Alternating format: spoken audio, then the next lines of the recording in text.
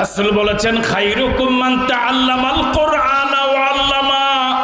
চেহারা দিয়ে মানুষ দামি হয় না, টাকা দিয়ে মানুষ দামি হয় না, ক্ষমতা দিয়ে মানুষ দামি হয় না। কত ক্ষমতাওয়ালা মাটির নিচে চলে গেছে, কেউ কবর কোন জায়গা জানেও না। কথা বলা ঠিক কিনা?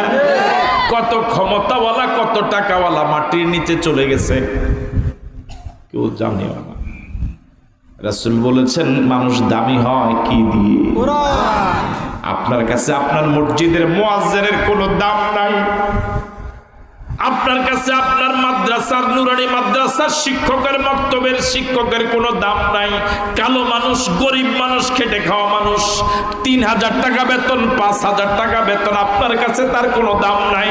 কিন্তু রাসূল বলেছেন এই পৃথিবীতে খায়রুকুম মান তাআল্লামাল কুরআনা ওয়া আল্লামা। যে কোরআন শিখে অন্যকে শিখায়, আল্লাহর কাছে তার দাম সবচেয়ে বেশি। আল্লাহু আকবার। যে মুয়াজ্জিন আপনার কাছে কোনো দাম নাই, অধিকাংশ মসজিদে মুয়াজ্জিন নিয়োগ করা নাই, পাশের বাড়ির কেউ একজন আল্লাহর রাস্তায় আযান দেয়, ঠিক কিনা?